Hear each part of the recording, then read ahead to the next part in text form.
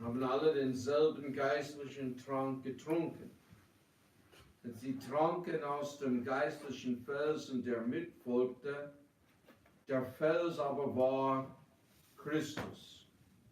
Aber an den meisten von ihnen hatte Gott kein Wohlgefallen, denn sie wurden niedergestreckt in der Wüste.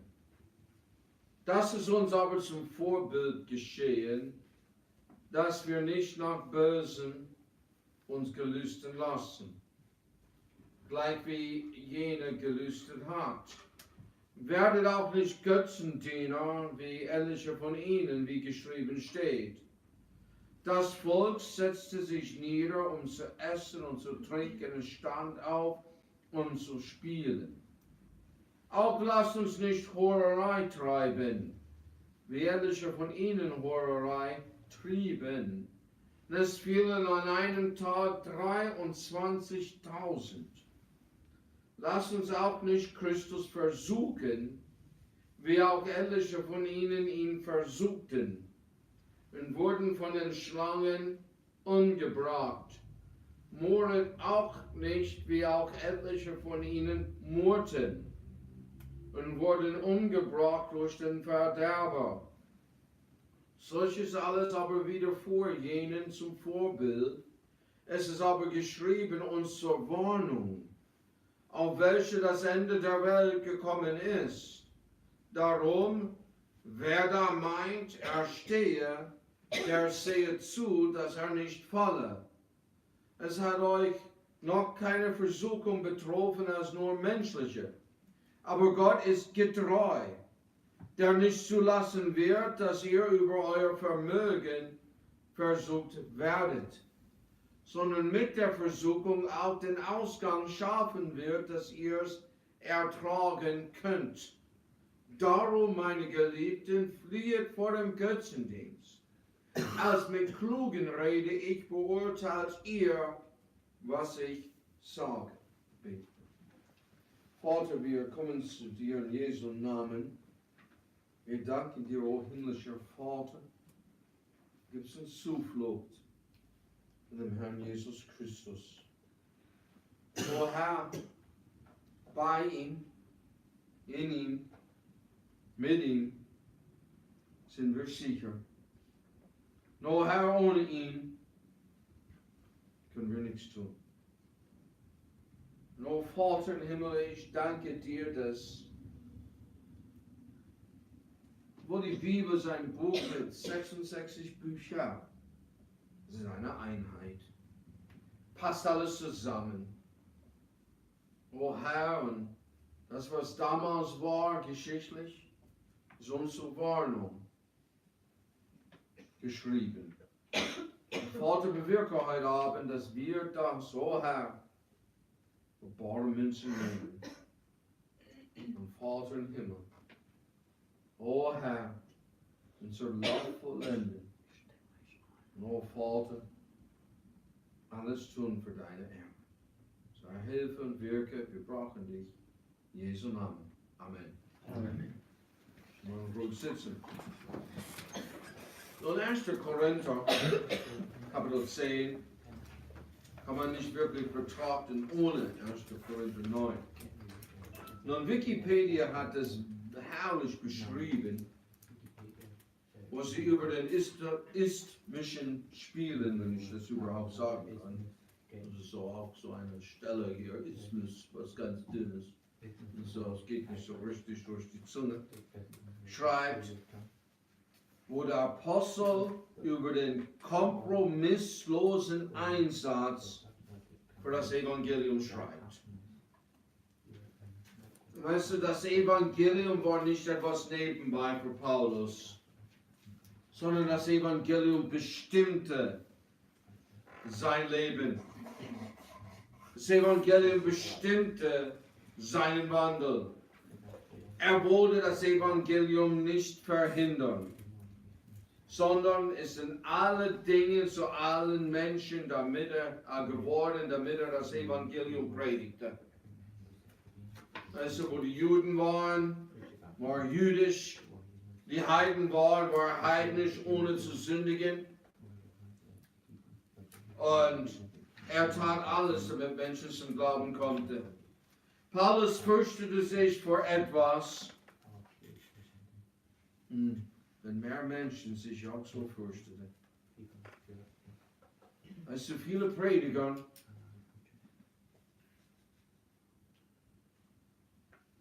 sind wie Versicherungskaufmänner. Und das hat auch nicht mit jemandem, der das auch nebenbei macht. Oh, das ist es. Sie haben ihr Spiel. Ein Versicherungskaufmann hat ein Spiel. Und etwas zu verkaufen. Und alles geht darum. Paulus wollte auf keinen Fall verworfen werden.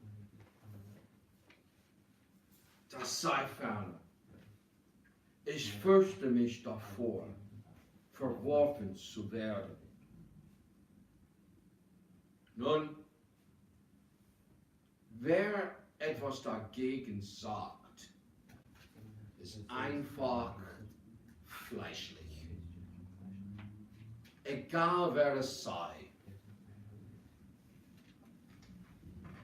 Die verstehen auf keinen Fall das Alte Testament und glauben das Neue nicht. Bei 1. Korinther Kapitel 9, wo er Angst hat, verworfen zu werden, ist in den Neuen. Und sogar für die Blödmänner, er nennt sie Hyperdispensationalisten, es ist sogar von der Apostel Paulus geschrieben. Es gibt so eine Gruppe, nur die Bücher von Paulus gelten uns. Ja, die sind einfach blöd. Ja, weißt du, ob du religiös blöd bist, weil du dumm bist. Weißt du, du blöde bist, weil du gottlos bist. Oder du blöde bist, weil du klassisch blöde bist. Klassisch blöde ist die einzige Entschuldigung. Dir fällt ein paar Tassen in den Schrank. Ja, das ist, was klassisch blöde heißt. Weißt du, du hast nicht alles da in den Kopf. Und so, du kannst nicht richtig denken. Das geht als Ausrede. Weißt du? Nun, wir werden mal sehen, dass im Alten Testament war alles fair. Aber wirklich Leben ist nicht fair, weil es gibt ein paar Leute, die haben nicht alle Taschen im Schrank. Und das ist nicht als eine Beleidigung. Es fehlt denen was. Und ist das fair? Ist das nicht. Wir sollen sie helfen. Wir sollen sie lieben. Wir sollen was tun, unter die Arme bringen, damit du nicht so egoistisch bist. Ja? Deswegen gibt's die da. Ja? Falls du eine Erklärung brauchst. Ja? Nun, verworfen. Das sei fern, ich fürchte mich davor. Was tat Paulus? Er betäubte sein Leib. Das bedeutet, er machte, dass er spürte nichts. Also, er spürte nichts, wenn er müde war. Ja? War heute früh müde. War gestern den ganzen Tag draußen. Wir sind sogar haben wir so Fußball geguckt und wir gingen wieder draußen zum Schönfeld. Es war nicht verteilen, aber wir waren draußen. Da ist man übelst müde. Und sag mal, nee, es geht weiter. Es geht weiter. Ich betäube mein Leib. Heutzutage betäubt man gar nicht. Ja, man geht nach seinen Lüsten. Und die Lüste des Fleisches wird nicht bei mir vollendet. Jetzt gibt er Beispiele. Vorbilder, sagt er vom Alten Testament. Er sagt, dass die uns zur Warnung geschrieben worden sind. Deswegen haben wir das. Das Alte Testament ist sind wahrhaftige Geschichten. Es ist auch wie Gott arbeitete mit den Juden. Wie er das Volk und wie die Menschheit versagt. Und ein Politiker, so Talkshow, hier hat gesagt, dass die meisten Linken glauben, dass Kommunismus, Sozialismus ist nur von den falschen Leuten ausgeübt. Bis heute. Wer übt das jetzt aus in Deutschland? Angela Merkel. Linke, Konservative. Die sind nicht konservativ. Ja? Die richtigen Leute muss das ausüben. Ja? Barack Obama. Ja? Und das Problem ist mit dem Mensch selber. Nicht mit seinen Umständen. Die ganze Alte Testament zeigt uns das. Und alles ist uns zur Warnung geschrieben worden. Und er mag das mal da. Gott ist so grausam. Nein, Menschen sind grausam. Das ist eine abartige Sünde, die entartigt die Menschen. Gott hat gesagt, steinige sie. So, was haben die im Mittelalter mit denen gemacht? So, gesägt längst. Das ist brutal. Ja? Das ist brutal. Gott ist viel besser, was er sagt. Hey, die Gesellschaft wird nicht gerade gut gemacht durch solche Leute. Nun, wir sollen auch die Zur Warnung heute nehmen, damit wir nicht anderen predigen und selbst verwerflich werden. Aber das kann geschehen. Es ist vorbei mit dir. Aber das würde Gott nicht tun. Du kennst Gott nicht.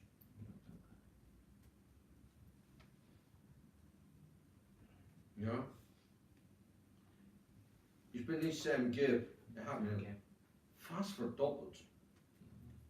Ich habe die Bibel bloß 153 Mal gelesen. Er hat 300. Ich sage, du kannst die Bibel 300 Mal lesen. Wenn du sagst, Gott wird das nicht tun, die Bibel ist nicht einmal durch dich gegangen.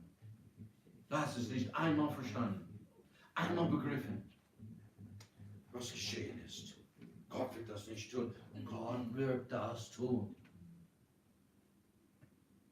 Simpson spielte, er ist gar nicht ein Beispiel, und er spielte mit der Sünde, und er spielte mit der Sünde, und er spielte mit der Sünde, und eines Tages sagte Gott, es ist vorbei. Es ist vorbei.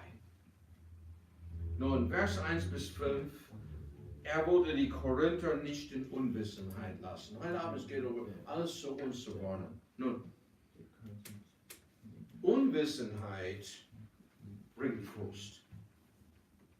Ja, wo Billy Brian richtig überfrustriert, verhindert, gepredigt hat. Weißt du, wenn man weiß nicht, was richtig ist, was man tun soll, das bringt Frust im Leben. Und falsches Wissen hilft niemand. Und so, ich will euch dass ihr nicht in Unwissenheit seid. Ja? Nun, schauen wir da in Vers Nummer 1. Ich will euch aber, Brüder, nicht in Unwissenheit darüber lassen, dass unsere Väter alle unter der Wolke gewesen und alle durchs Meer gegangen sind. Die ganze Juden waren unter der Wolke gewesen und durch das Rote Meer gegangen. Alle. Über 600.000. Jeder Mensch hat das Gleiche gehabt.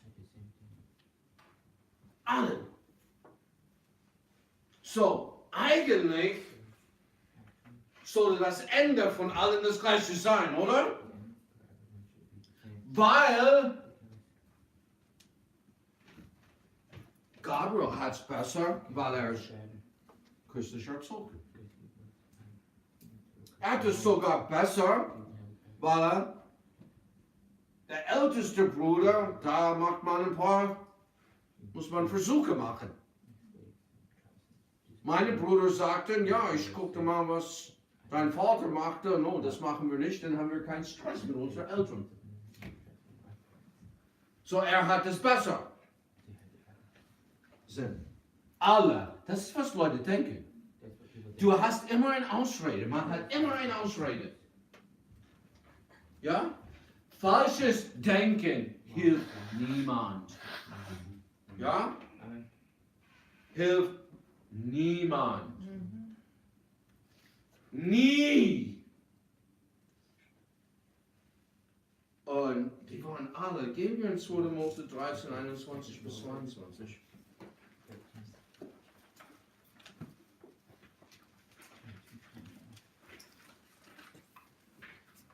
Und der Herr zog vor ihnen her des Tages in eine Wolkensäule, dass er sie den rechten Weg führte, und des Nachts in eine Feuersäule, dass er ihnen leuchtete zu reisen Tag und Nacht.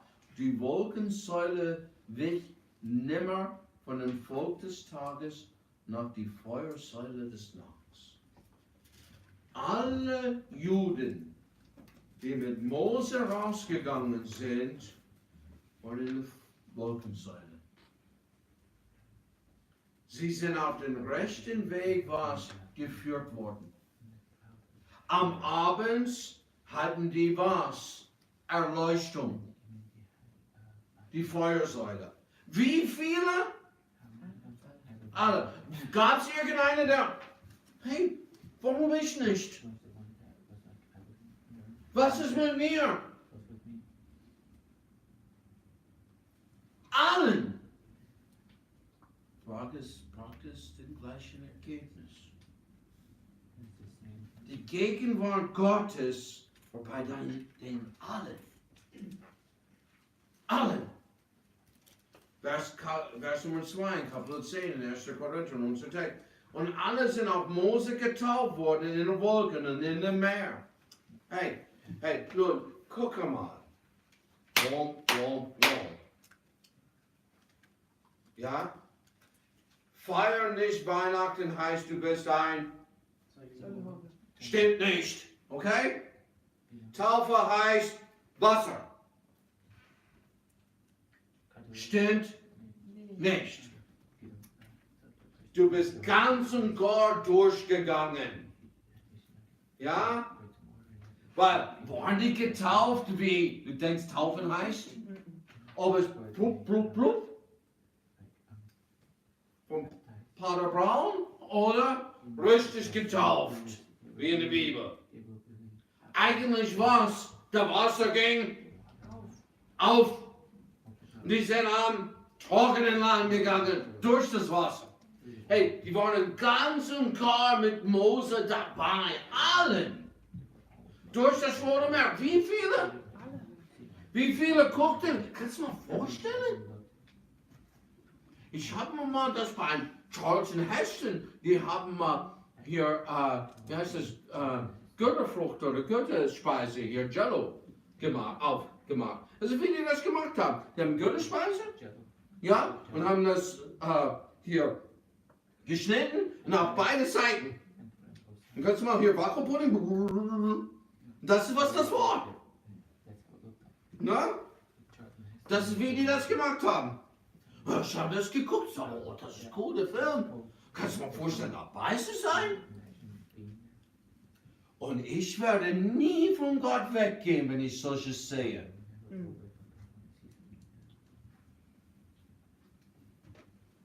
Wie könnte jemand das tun?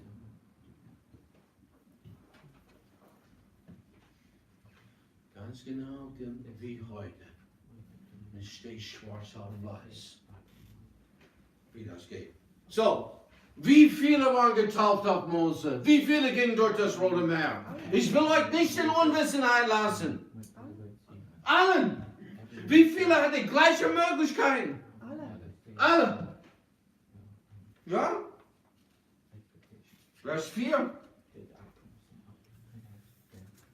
Und haben diese alle denselben geistlichen Trank getrunken. denn sie tranken aus dem geistlichen Felsen, der mitfolgt. Der Fels aber war Christus. Nun, wie viele? Vers 3 bin ich rübergesprungen, Verzeihung, und haben alle dieselbe geistliche Speise gegessen. Was ist eine geistliche Speise? Ein geistlicher Trank. Ja? Gott hat sie gefuttert. Gott hat sie zum Trinken gegeben. Es kam aus dem Fels, das Wasser. Der Fels war Christus. Wie viele hatten das? Alle.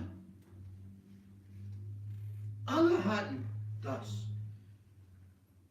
Was ist geschehen? Aber an den meisten von ihnen, Vers 5, hatte Gott ein Wohlgefallen. Denn sie wurden niedergestreckt in der Wüste. Das klingt wie etwas, was ich nicht erfahren will. Nun, ich habe mal was ganz Böses getan. Weil es war ganz böse, weil ich wollte nicht, dass jemand das zu mir tut. Aber ich durfte das aber auch machen. Ja? Ich habe einen Reh erschossen.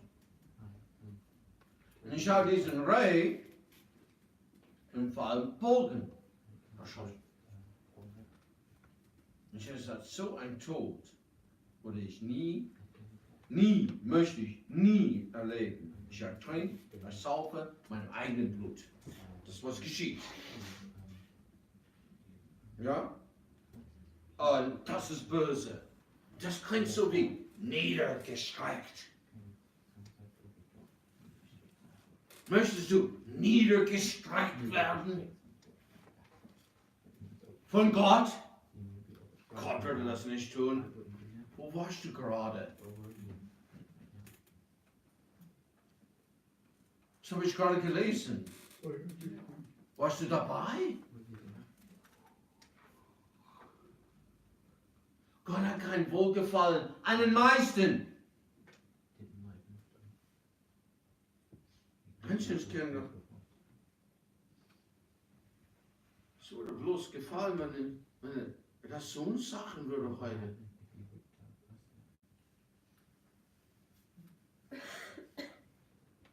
Weißt du mal, hoffen, du warst bei den wenigen, oder? Bin ich Josua? Bin ich Kaleb? Hoffentlich mein Mann ist Josua, hoffentlich mein Mann ist Kaleb. Hoffentlich bin ich ein Kind davon. Weil die haben das überlebt. Alle anderen sind niedergestreckt in der Wüste. Und weißt du, ich muss mal echt sagen, du redest von einem Mann sein. Was war ein Mann, ne? Der Donald Trump, der hat gesagt, ja, wenn die Regierung jetzt nicht mehr funktioniert, ich bin dran schuld. Ich will meine Mauer haben. Wenn ihr gebt mir nicht das Geld für die Mauer, dann no, gibt es kein Geld für die Regierung. Ja, wenigstens hat er zugegeben. Ja, und Gott sagte mal, ich habe sie niedergestreckt in der Wüste, weil die mir nicht gefallen haben. Ja? Nun. Anstatt um die Unwissenheit zu sein heute Abend, dann frage es nicht, ob Gott gut oder Liebe oder fair, was für ein Gott der Liebe ist das? Was haben sie getan, damit ich das nicht tue? Das ist, was wir benötigen heute Abend. Was war das Problem? Es war nicht, dass die nicht mit waren. Es war nicht, dass Gott nicht bei ihnen war. Es war nicht, dass okay, hier ist ein Stunde, nee, du kriegst nichts, du auch nicht, du nicht, du kriegst was, du nicht. Die haben die Wachtel gefressen. die könnten mal so viel sammeln für ihre Familie jeden Tag. Ja, was sie benötigten. Gott versorgte alle. Die waren alle mit. Aber was war das Problem? Warum sind die niedergestreckt worden? Warum was? Hat Gott kein Wohlgefallen an denen? Falls du weißt, was wohl gefällt, Gott wohl gefällt, dann weißt du, was ihr Problem war. Hat jemand eine Ahnung, was Gott wohl gefällt? Gott gefällt Gehorsam, das stimmt, aber naja, warum gehört man nicht? Glaubt nicht. Aber ohne Glauben ist es unmöglich, Gott zu. Warte, nimmst du mal bla bla bla. Nee. Gehen wir zu Hebräer, bla bla bla. Weil die meisten Leute sind in Unwissenheit und die sind ein bla bla bla, werden niedergestreckt und was verworfen. Und das ist nicht schön. Weil die haben bla bla bla Propheten. Kannst du mal vielleicht ein Mieto-Auto von bla bla bla oder wie das heißt. Wie heißt es? Bla-Auto, bla bla Auto. Ja, das kannst du mal so ein Zeug holen. Aber du brauchst mal kein bla bla bla Prediger. So, Hebräer Kapitel 4 und Vers Nummer 2. Denn das Evangelium ist auch uns gepredigt worden, gleich wie jenen. Aber das Wort der Predigt half jenen nichts. Warum half es jenen nichts? Gleiche Predigt.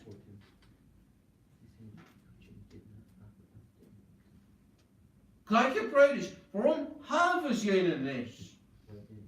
Weil,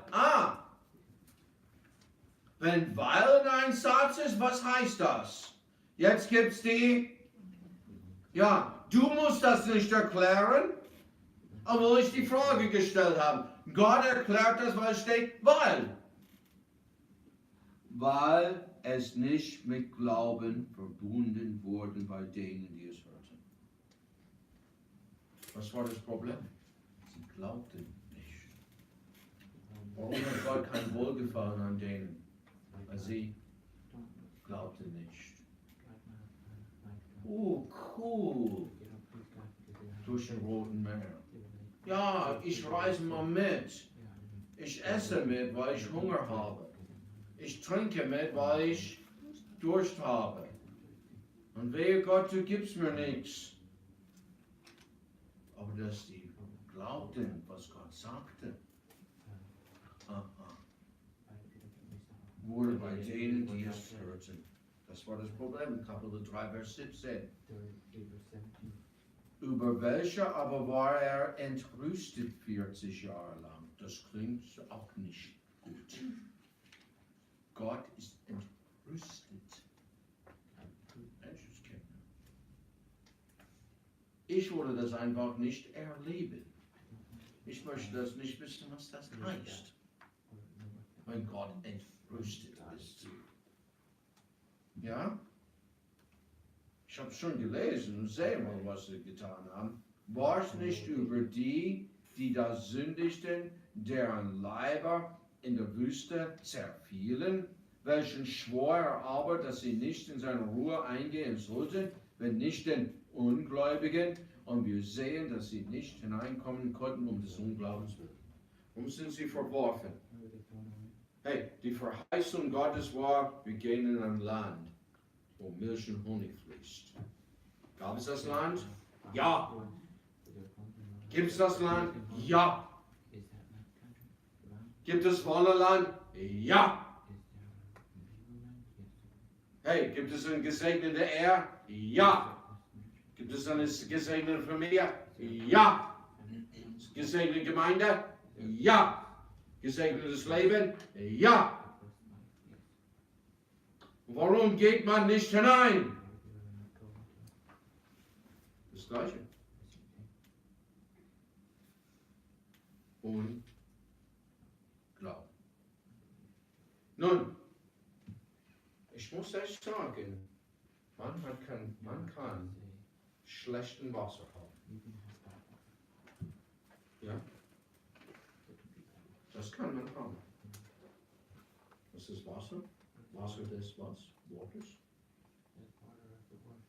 Aber das wird viel mit Humanismus vermischt.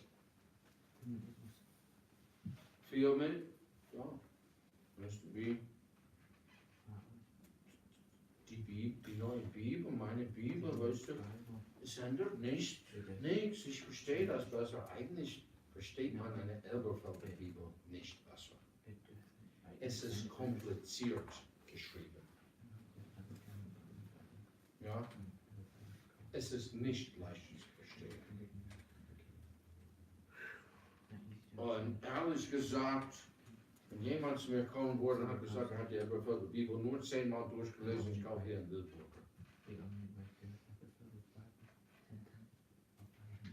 Ich glaube, das gibt's nicht. Ich kenne einen, der die alte, unrevidierte einmal durchgelesen hat, oder vielleicht zweimal, aber 10-mal glaube ich nicht.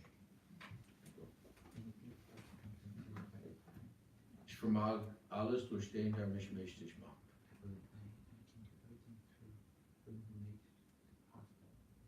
Punkt. Das haben die rausgelassen.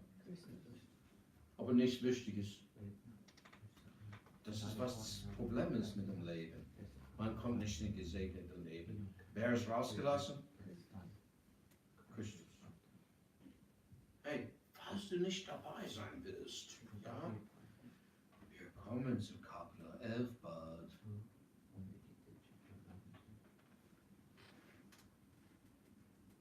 Die Männer sind zuerst dran. Dann kommen die Frauen.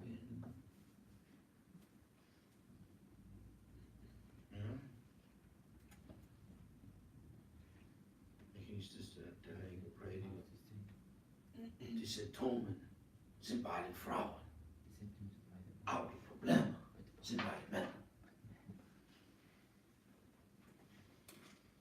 Da hat Houston, da hat wirklich so gepredigt. Yeah, the symptoms are with the women, but the problems in the man. Can I go on, sister? In der Heckerweiber haben die geschrien, go on, preach, brother. Ja? Nee, wirklich. Hey, C.O. Jackson. Ja? War gute Praise, ich habe es super. Ja? Und das Problem ist, man glaubt nicht. Ja? Man glaubt nicht. Ja? Hey, denke nicht etwas, wo beim Beispiel fehlte. Falsches Denken macht man verwerflich. Das macht man verwerflich. Ja? Nun, Vers Nummer 6, nicht alles heute Abend predige ist auch nicht so schlimm, denn ist Kapitel 11 ein bisschen später dran. Ne? Ja? Ehrlich gesagt, weißt du was? Kapitel 11, das Leichte ist die Kopfbedeckung Teil.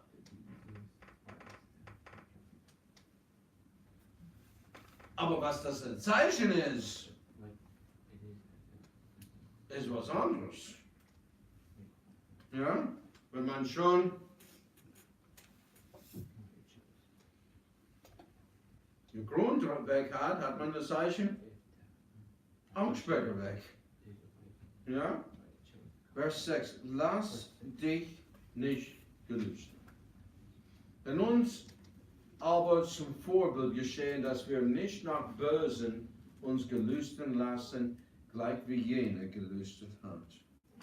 Nun, alles ist zum Vorbild gewesen. Alles in dem Alten Testament ist da, als Vorbild. Die haben gelüstet. Gehen wir in 4. Mose Kapitel 11, Vers 31 und 32.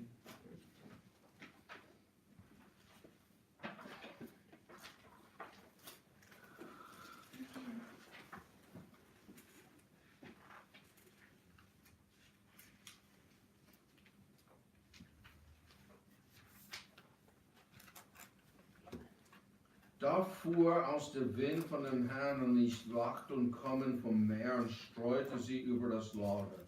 Hier eine Tagereise lang und da eine Tagereise lang das Lager her. 2 Ellen hoch über der Erde. Da machte sich das Volk auf, denselben ganzen Tag und die ganze Nacht und den ganzen anderen Tag und sammelte und wachte. Und welcher am wenigsten sammelte, der sammelte 10 Homer und sie hängten sie auf das Lager her. Da aber das Fleisch noch unter ihren Zähnen war und es aufgezehrt war, da ergründete der Zorn des Herrn unter dem Volk und schlug sie mit einer sehr großen Plage. Nun, kannst du dir mal vorstellen, wie viel, meine ehrlich gesagt, wie viele Leute wohnen in Dresden?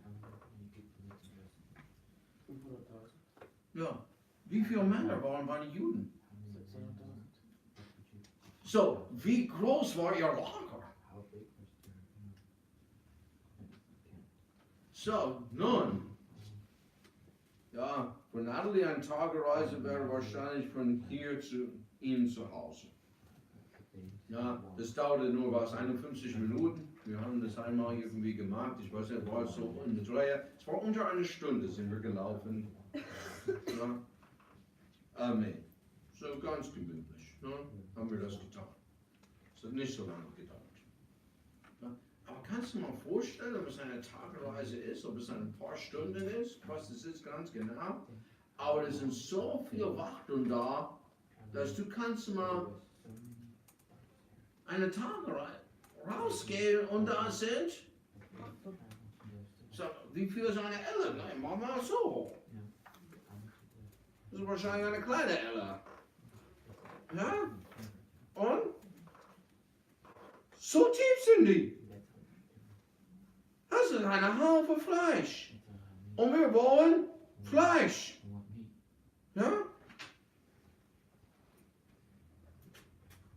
Hey, ich habe mit aller Freude Michi das Fleisch geschenkt zu Weihnachten. Ich überlegte, was soll ich dann kaufen? Weißt du was, das ist was für mich.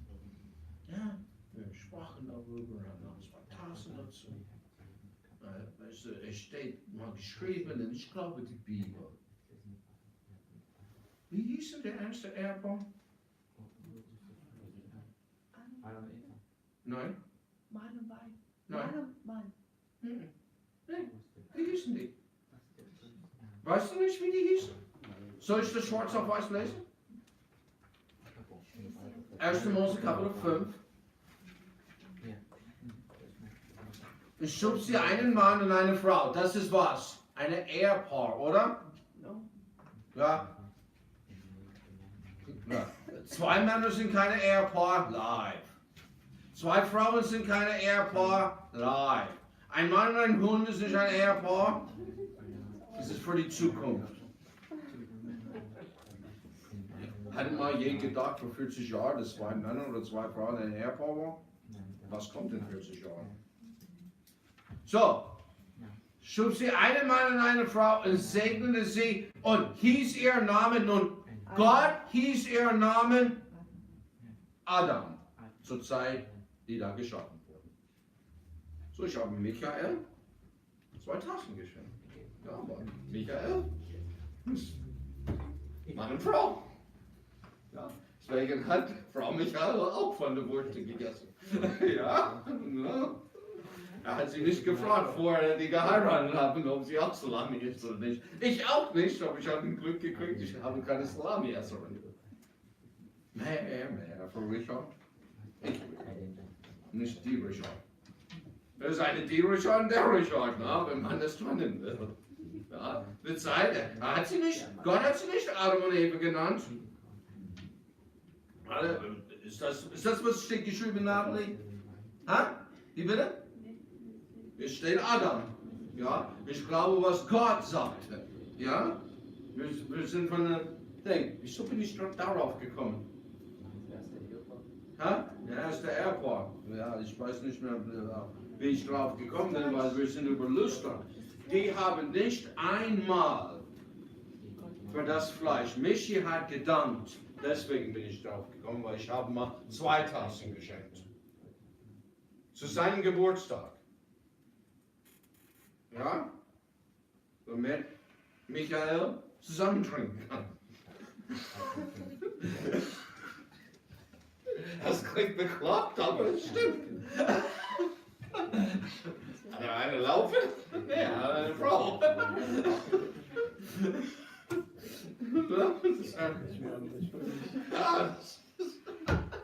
Ja. Ja, du hörst diese blöden Leute. Weißt du, die sind richtig nicht nur blöd, saublöd. Ja, mein Sohn heiratet. Was für ein Unglück. Ja, ich muss aufpassen, weil es gut hört zu. Oder? Was sagt mir das Oberheide? So. Ja, vielleicht hört er zu, wer weiß. Nun, aber hey, hat sich bedankt. Wir wollen was zu essen. Wir brauchen was anderes, nicht bloß das Einzige. Ja? Ich weiß wirklich nicht, was nächstes Jahr zu Weihnachten gibt. Ja? Aber wir wissen auf alle Fälle, was gibt jeder irgendeinen Adventssonntag bei uns in der Gemeinde. Ich weiß nicht, welche das ist, aber immer einmal ein Adventssonntag. Was gibt es? So, Janke. Oh, warum immer wieder? Ja? Nee, die haben nur was Manna gegessen. Jetzt wollen wir Fleisch. Die wollen lüstern. Es war nicht so, wir brauchen was anderes. Können wir nicht was anderes haben? Nee, die wollen lüstern. Ja, nicht einmal Gott getan. Hey, das ist ziemlich ein Wunder, so viele Wachteln. Ja? Wer hat den Wachteln schon gesehen? Ja, siehst du? Und die haben mal wie viele Wachteln gehabt? 2 oder noch. Ja, so, von Bischofswerder bis Meißen. Wenigstens. Ich glaube, wir kriegen Bischofswerder an einem Tag in Meißen auf alle Fälle. So beide Menschenskinder, denn nördlich und südlich, sind Tschechen, nach Riesa. Das ist eine Haufe Wachteln und du hast bis jetzt keine gesehen. Yeah, you saw a quail, have you? Have you ever saw a quail? Yeah. Das ist klein, die sind nicht groß. Kannst du mal wirklich, ne? Du musst ein paar essen. Ja? Ja? Ja. Also die sind wenig, die sind sozusagen hier. Ja, die sind größer als ein Sperling und kleiner als ein Huhn. Ja, sind so irgendwie dazwischen. Und gibt es noch kleiner, brauchst du wahrscheinlich ein Dutzend. Ja, gehen wir in Psalm 78. Nicht einmal. Und hey, da ist man lüstern und nicht dankt. Und man lüstete nach böse Dinge. Psalm 78, Vers 37.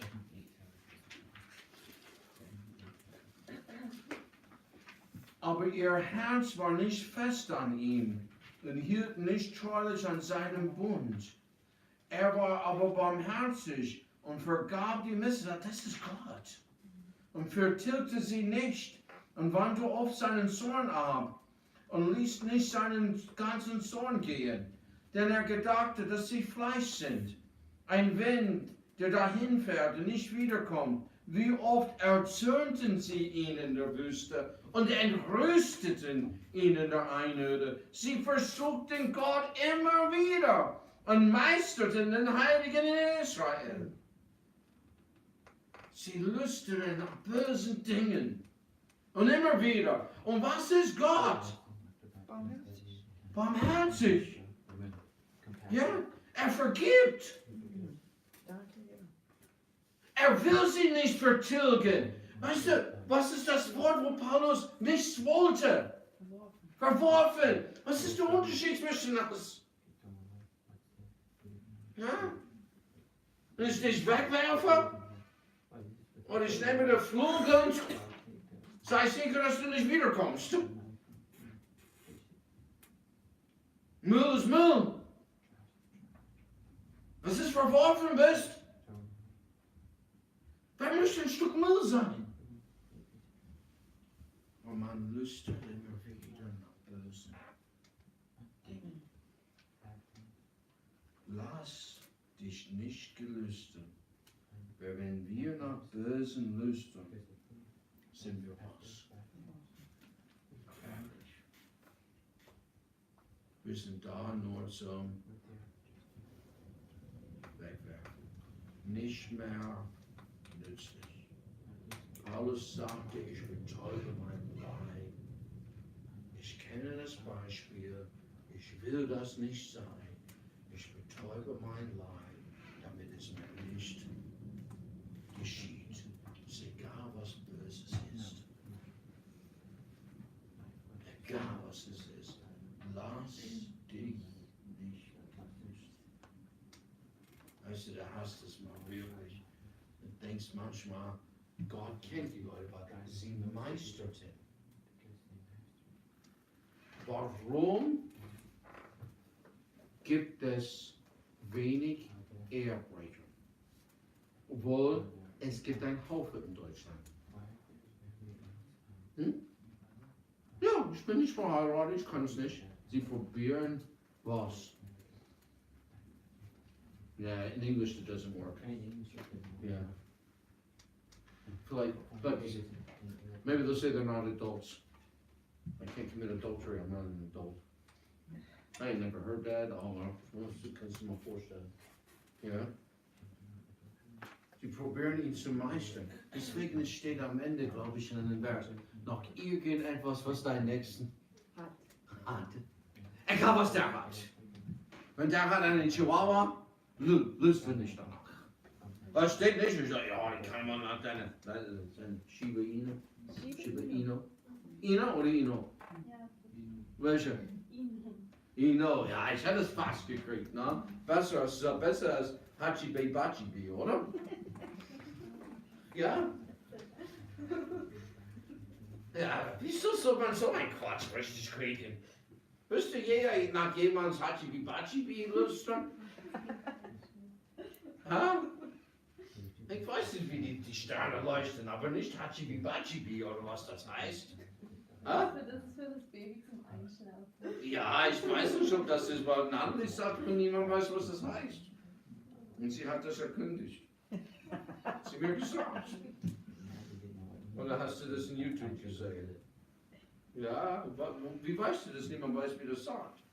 Gab es denn hier Wetten das oder Let's Be Millionaire oder was guckt er?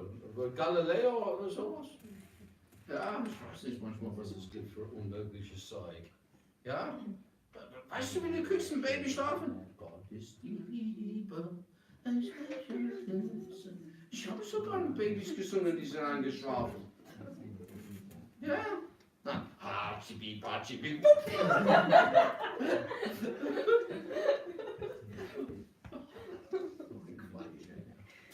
Ja?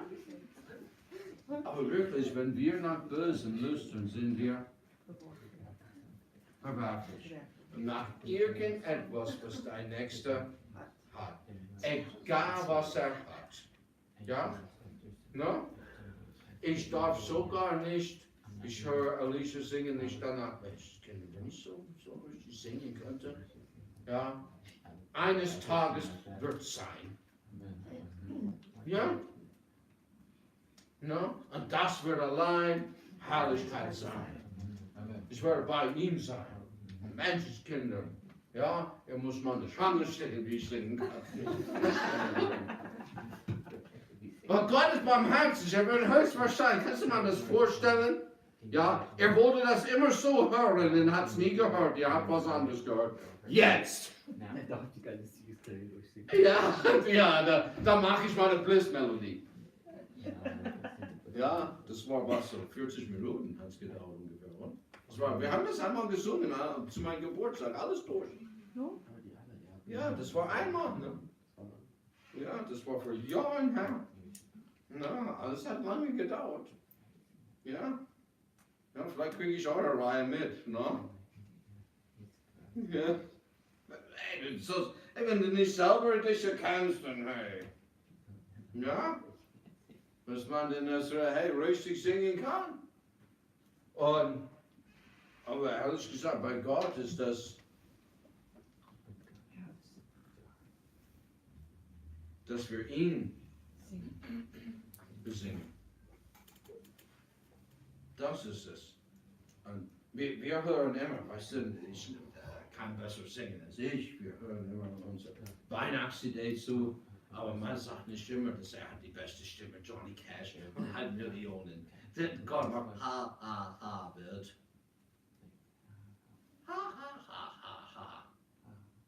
Ja? Dieser Mann, der nicht singen kann, hat mit Millionen gemacht mit Singen. Na? Das macht er so gut. So, hey, wir sollen die verborgenen Münzen nehmen. Wenn wir nach Bösen lüsten, egal was es ist, wir sind, deswegen gibt es Beispiele. Das sollen wir zur Warnung nehmen. In unser Leibe betäuben. Das brauchen wir nicht. Und nehmen das zu Warnmünzen und schauen wir das Rest an.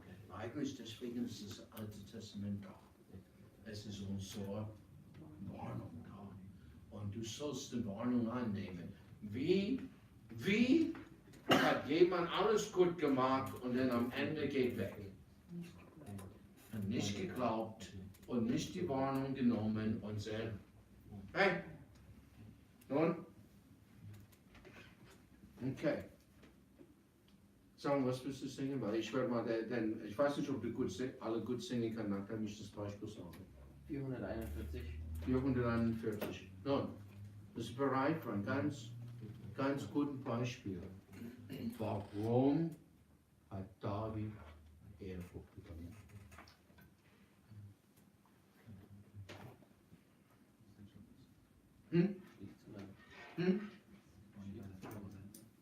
Er war nicht upset, wo er sein soll. Und was machte er? Schlief aus.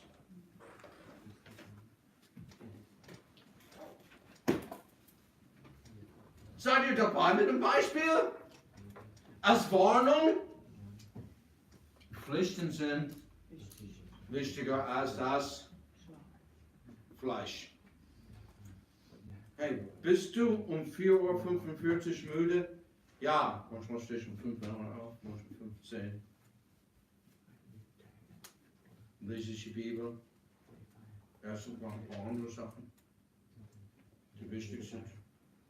Und einen Kaffee und eine Bibel. Ich brauche das mehr als Schlaf. Oh, ja, wenn ich 6:30 Uhr wegfahre, dann habe ich keinen Stau. Und das ist wichtig. Stau ist schlecht.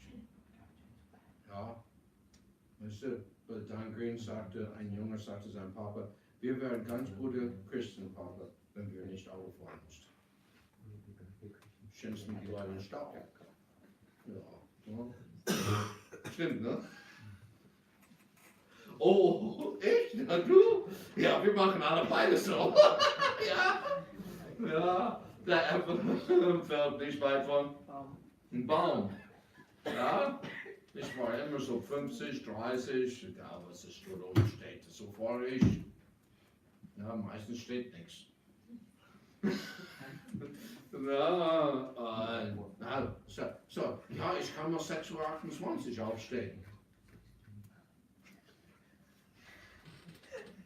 6:30 Uhr? Wegfahren. Gibt es ein paar anderen dort, die sehen nicht so aus, als ob die gewaschen haben, bevor die auf Arbeit gehen? Na, weil ich nicht der Einzige. Geht nicht. Dann brauchen wir geistliche Speise mehr als Schlaf. Ja, und Gott sagt früher will ich ihn suchen. Ich soll ihn suchen wann? Früh.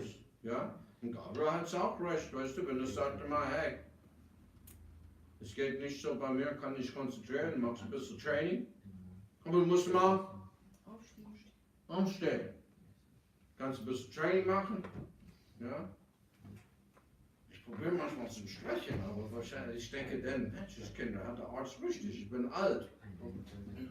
Geht nicht dabei.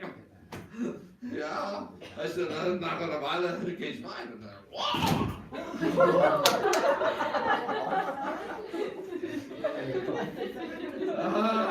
Psalm 441 lesen und tun unsere Pflichten. Was unsere Pflichten ist, hey, lass dich nicht belüsten. Du bist nicht in Unwissenheit. Du wirst nie hier in Unwissenheit, sondern hey, Gott will dich nicht verwerfen, aber hey, wenn man lüstet an nach bösen lüstet, dann ist es.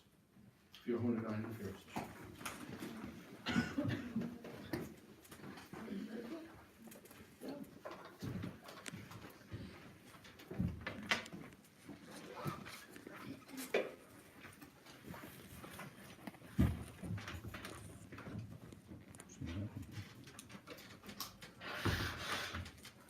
Ja.